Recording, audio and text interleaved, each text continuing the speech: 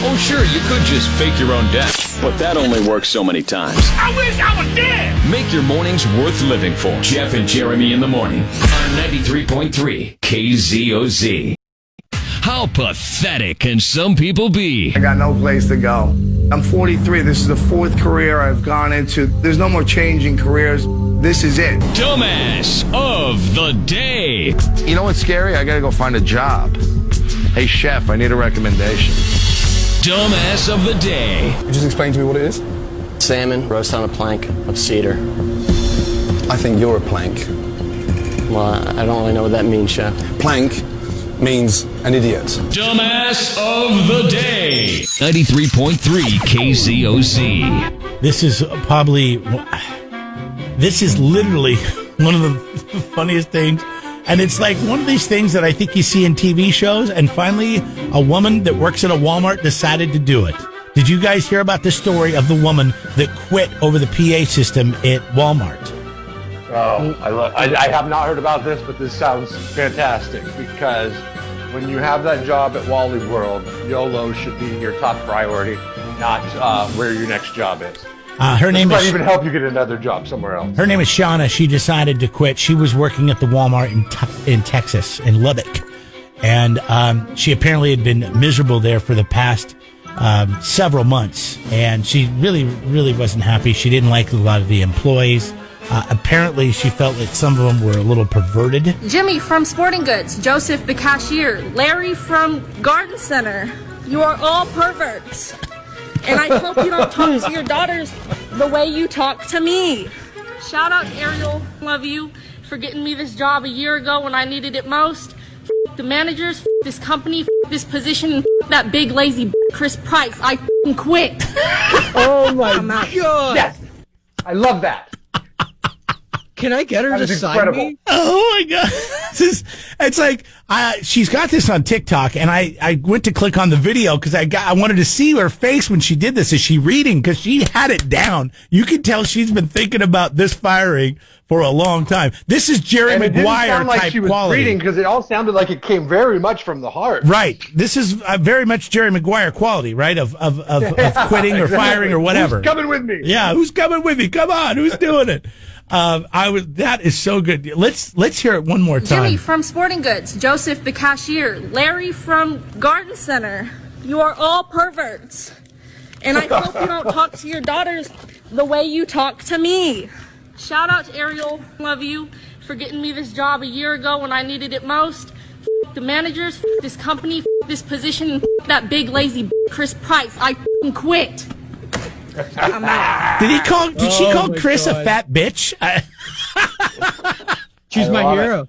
God, we've all had days where we wanted to do that, right? I mean, everybody's had a day where you just want to tell everybody off. Yes. Oh, yeah. Tell everybody what you really think of them. And Should I tell you what I really think, Jeremy? It's, well, God, you've only in here 2 weeks. Yeah, and it's like, it's a free job. We're not even paying you. You could walk away at any time. What really is on the line for you or for us in this instance? So, I don't know. I mean, I guess you give it to that fat bitch, the manager, whatever his name was, Larry or whatever his name was. What about Larry and Garden Center? Yeah, I think you give it to the three perverts because it sounds like those three are the ones responsible for pushing her over the edge. Jimmy from Sporting Goods, Joseph the cashier, Larry from Garden Center. You are all perverts. I think those are the dumbasses of the day. Yeah, Jimmy, Joe, and Larry. Jimmy, Joe, and Larry.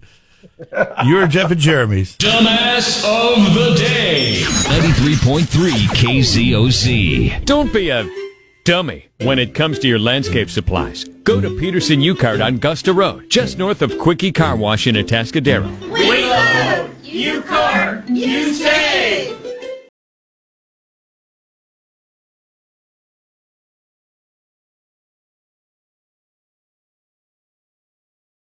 You know, the latest on what we know with the election is we're not going to know anything until at least tomorrow, and it looks like noon, maybe. That's what Nevada is saying. Nevada is what we fall back, they stay ahead, so they're an hour ahead of us. So maybe by 11 o'clock our time tomorrow, we'll know something. Pennsylvania, hopefully, we'll figure it out Michigan, Wisconsin. I mean, these are so close. They're less than 1% differences. So, Michigan and Wisconsin. Is it just me, or is California not the most efficient state in counting their ballot? Like, we, based on sheer numbers, should have the biggest problem counting the ballots. Yes, yet we have it dialed in.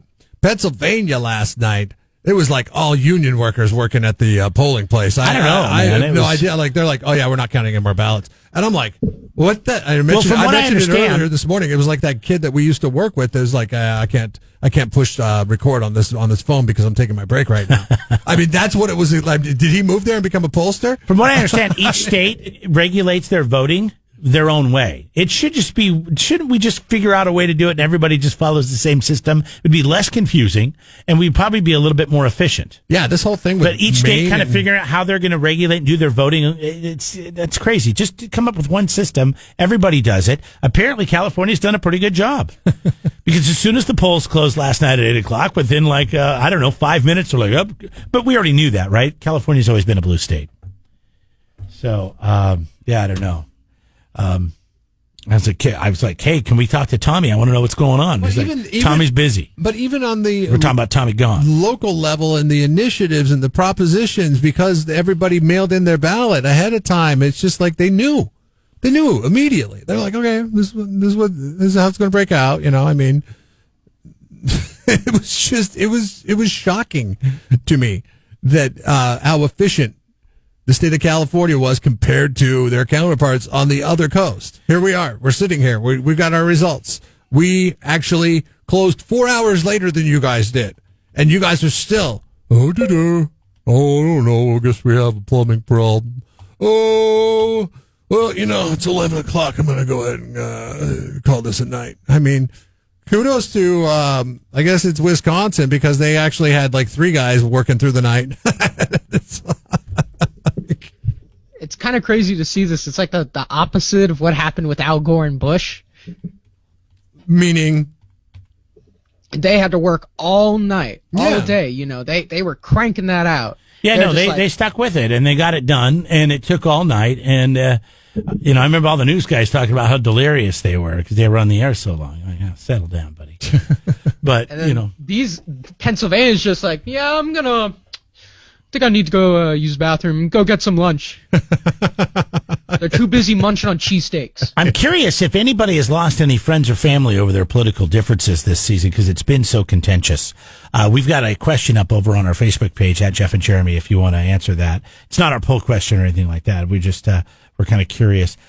I definitely, back to our poll question that we're asking you about how much time you were going to put into watching this coverage. I was definitely over 3 hours. Oh, so was I, and I wasn't planning on it. It was crazy. But like I was saying earlier, it was like fantasy football. And it was such a close race, and you just kept waiting, thinking it was going to come through. We were going to get some answers. We did not get those answers. I was up until 1 o'clock this morning. Oh my gosh, really? Yeah, it was crazy. After like 10 o'clock, I went to bed because I'm like, it doesn't seem like this is going to happen. Nothing's going to come out But I wanted to watch how it was covered by the different networks. So yes. I was flipping back and forth between the different networks, and it was vastly different on a lot of angles. And it's so funny how when Trump went out and did his speech, I just happened to be watching CBS, and once you could tell where his speech was going, and he was going to claim victory or sue the pants off of everybody.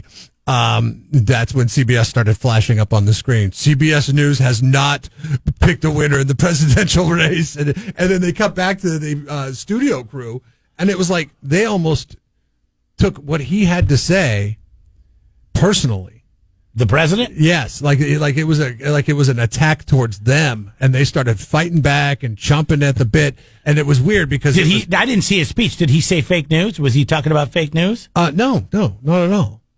But Nora and Gail and the analyst and Major and CBS, all those people were there. King, she's pretty and funny. And they came back and they were spitting fire, and it was like it went on for like 15 minutes, and then they went to break. And then they came back, and then there was just one guy sitting there. He's like, all right, everybody went home to get some rest. I'm pretty sure that came from the top. Okay. Get them off the stage. So there was a news director there that was thinking, man, you guys are bordering on some serious opinion here on election night. We're going to get you guys out of there. Interesting. So, yeah, we're not going to really know anything for a while. But anyways, recapping our poll, how much time are you going to put into this thing? KZOZ.com. It's brought to you by SurfNet Communications. Is that still the poll question? I thought we changed the poll question. I'm still seeing this right now, and it says... what about our batteries question? 31% of people said tomorrow, meaning today. Let's see. Did you hit refresh? 27% of people are saying more than 3 hours, which is, you just got sucked in. At least I did for a little bit. It's because, they've got there's nothing else to do. So what are you going to do? You're going to drink and gamble in cohort. I mean, it's a boomtown. This is how they determine who's the drunkest. All right. And some of it's good and some of it's not. The reason they get the best drunkest score is because they consume more alcohol. More alcohol is sold per capita than any other state. That's factor number one. Factor number two, more craft breweries in that state than there is per capita than in any other. Really? And unfortunately, more DUIs per capita than there is in any other state. So they get all three of those, and that makes them the drunkest. Montana, number two, under that criteria. South Dakota was close to getting number two, but they just didn't quite live up to Big Brother North Dakota and Montana. And what's that saying about that region of the country, that northwestern side of the... Like Cameron said, I mean, there's nothing else to do. And especially when you come on the months that we're coming into right now, I mean, they're probably already experiencing up there. Like you stay inside and you drink and you watch TV and nothing else to do, really.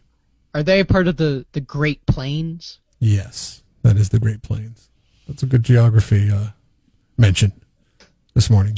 Cameron. Boy, I haven't thought about that word in geography. That's what they are, though. For over Great Plains. 25 years. Very good. New Hampshire comes in number 4, then Wisconsin, Wyoming, Vermont, and then Nevada, Alaska, and Colorado.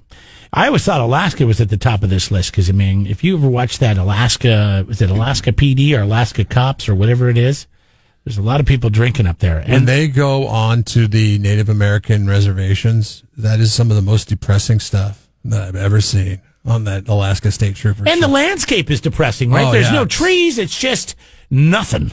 And just, shacks. And yeah, the trees that grow in Alaska, they don't grow very tall because they don't have a good growing season. I think of Alaska as this lush land.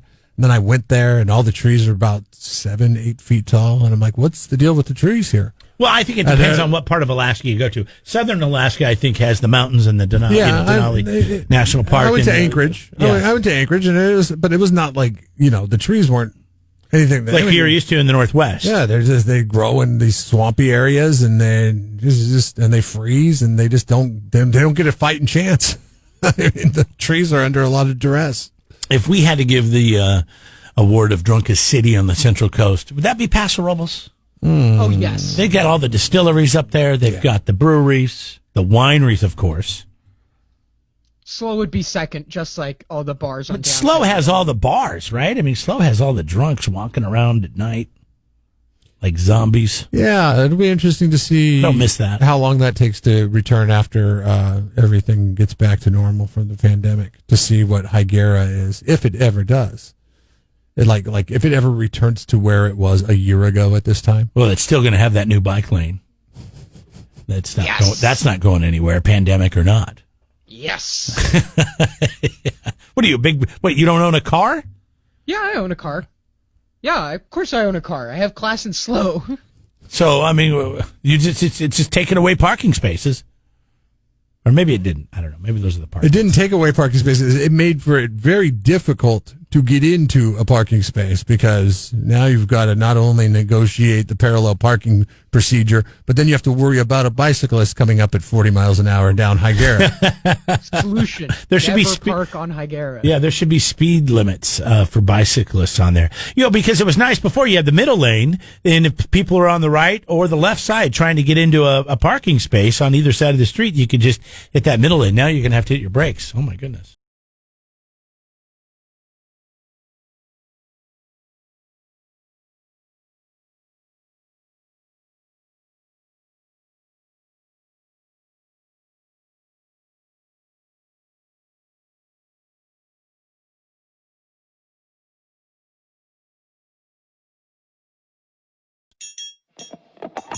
Subscribe to the Jeff and Jeremy podcast now on Apple Podcasts, Spotify, Google, and YouTube. It's your Central Coast commute-friendly podcast.